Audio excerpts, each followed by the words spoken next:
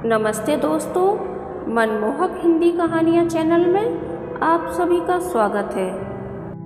आज की हमारी कहानी है सोशल मीडिया। आपको हमारी कहानी पसंद आती है तो वीडियो को लाइक और चैनल को सब्सक्राइब जरूर कीजिएगा। वह जिन पलकों की छाँव में बैठा था उसे लगा अब वहाँ से उठकर चलने का वक्त आ गया है। जिंदगी सिर्फ ख्वाबों और ख्यालों की अमानत नहीं होती, उसे हकीकत की धरातल पर भी उतरना होता है। साकी की हर निगाह पे बल खा के पी गया। मैं शौके इम्तिहान में घबरा के पी गया। सामने गिलास रखा था, गज़ल बज रही थी और आकाश लाल आंखों से कभी मोबाइल देखता, कभी खाली गिलास और कभी आंखें बंद कर गज़ल सुनता।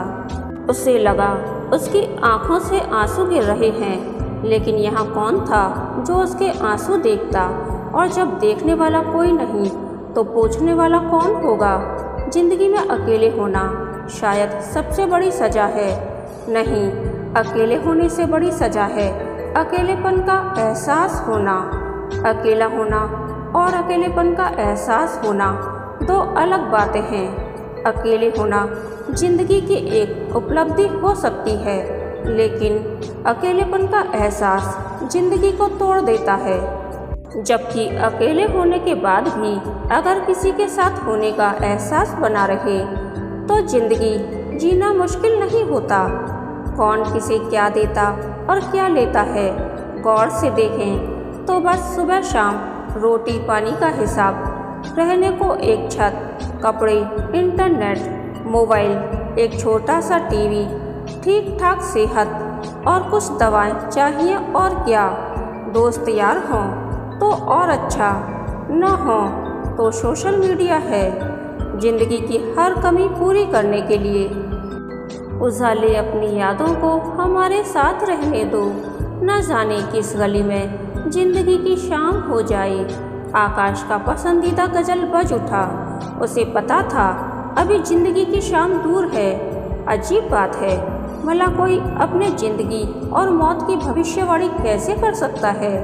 कहते हैं यहाँ अगले पल का भरोसा नहीं, और प्लानिंग हम वर्षों की करते हैं। आकाश कभी बोतल को देखता, कभी खुद को। उसे हंसी आ रही थी कि इतनी पीने के बाद तो उसे नींद की आगोश में उतर जाना था, जबकि उसे आज नशे का एहसास ही नहीं हो रहा था। उसने सिगरेट सुलगाई और बालकनी में टहलने लगा।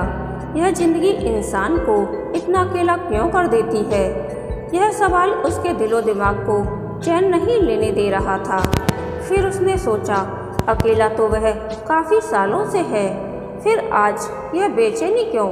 उसे लगा कि जो 2 पैग उसने पी है उसका नशा भी धीरे धीरे उतरने लगा है। वह न उसके साथ तब थी न अब है, और यह हकीकत है आगे भी कभी नहीं होगी। तो आज उसके न होने पर यह बेचैनी क्यों है। बस यही तो एहसास है जिसे इंसान को समझना है। यह कहानी शुरू होती है फेसबुक से।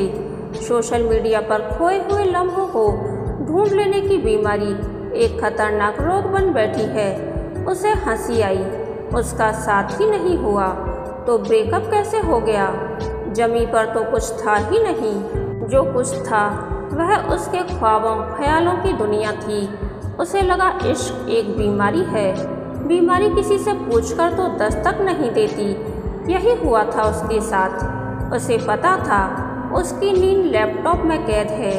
अगर वह लैपटॉप खोल ले तो बस 10 मिनट में सो जाएगा, मगर किसके लिए लैपटॉप पर बैठे। अब शायद कुछ नहीं बचा था कि वह फेसबुक पर आई। ढलती जाए रात, कर ले दिल की बात, क्षमा परवाने का ना होगा कभी साथ। ये गाने उसे दीवाना बना देते हैं। उसका दिल हुआ उठे और ब्लूटूथ ऑफ कर दे। यह उसकी ही प्लेलिस्ट थी जिसमें वह डूब जाता था। उसने नेक्स्ट फॉरवर्ड कर दिया। हम बेखुदी में तुमको पुकारे चले गए, सागर में जिंदगी को उतारे चले गए। उसे लगा यह ठीक है। रात के 2 बजे थे। अचानक उसके हाथ लैपटॉप पर चले गए। टेबल पर खाना लगाकर सूरज बगल के सर्वेंट रूम में सो गया था। उसने जैसे ही लैपटॉप ऑन किया, ऑटो रिफ्रेश होकर मेल लिस्ट आ गई। आंचल, अरे यही तो वह बीमारी थी जिसका इलाज उसे आज इतना पीने के बाद भी नहीं मिल रहा था। अचानक उसका नशा काफूर हो गया। आंचल उसे यही मिली थी, इसी लैपटॉप पर फेसबुक में। अनजाने ही उसे आंचल से प्यार हो गया था। दोनों घंटों बातें करते, और अब तो जैसे आकाश के रोज का रूटीन हो गया था। दिन भर ऑनलाइन आंचल से कुछ ना कुछ कहते रहना, वह भी कुछ मना नहीं करती, और आकाश के कदम बहकने लगे। दिन ब दिन आकाश आंचल के साथ रोमांटिक होता जा रहा था, जैसे कॉलेज के स्टूडेंट हों। वह अपने जज्बात भेजते भेजते कब उसके साथ नींद का हमसफ़र बन गया, उसे होश ही ना रहा। और ऐसे ही अचानक उसने आज शाम जब रात 8 बजे से आंचल को मैसेज करना शुरू किया तो कोई जवाब नहीं मिला। उसकी बेचैनी बढ़ने लगी। 4-5 मैसेज भेजने पर भी जब मैसेज नहीं आ पाई तो वह चौंका। बस थोड़ी देर में ही उसे एहसास हो गया कि मैसेज ब्लॉक हो गए हैं। उसके आंसू निकल पड़े।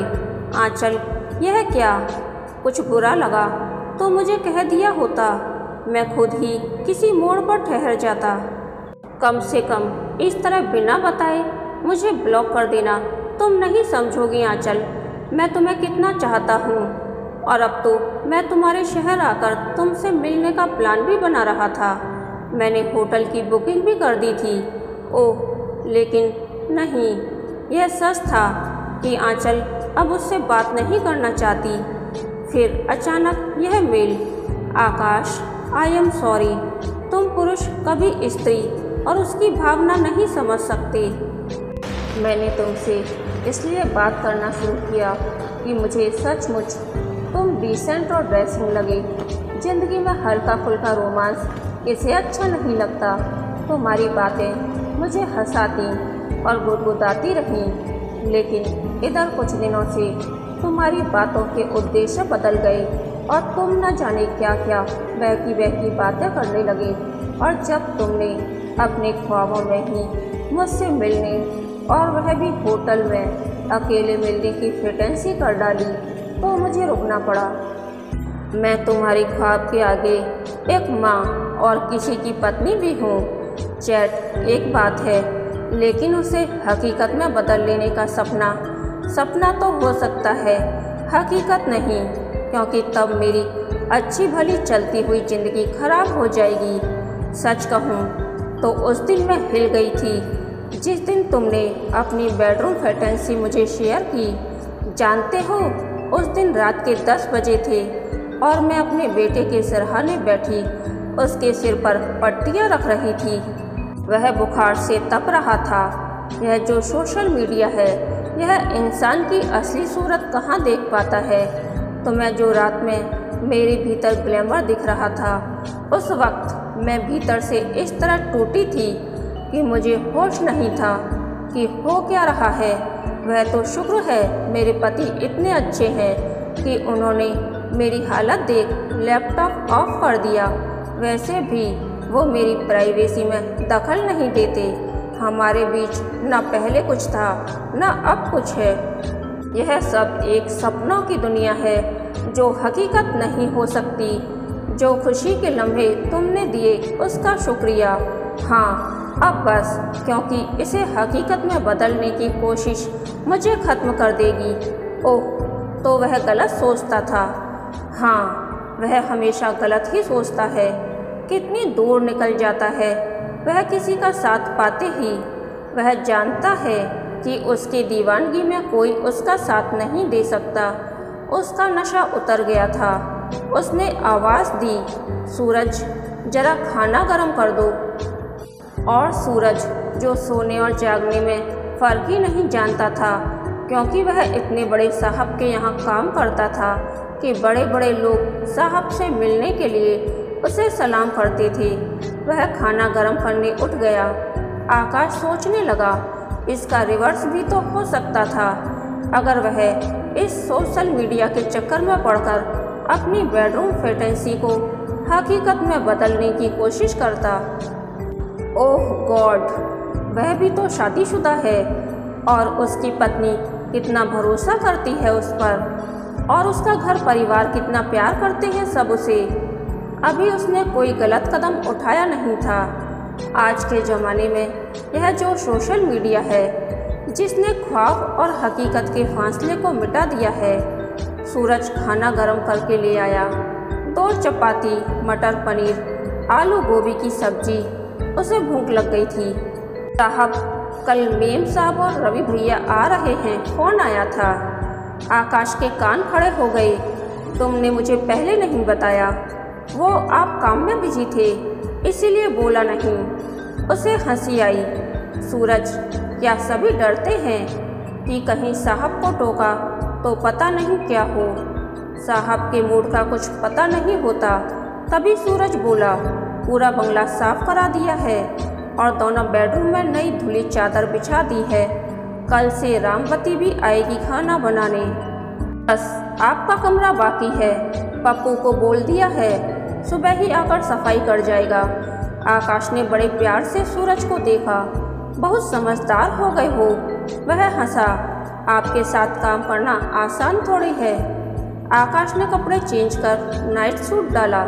सूरज, ये कपड़े वॉशिंग मशीन में डाल देना और कमरे का हर कोना साफ करा देना, और वो जो 2-4 खाली बोतलें पड़ी हैं सुबह ही फेंकवा देना।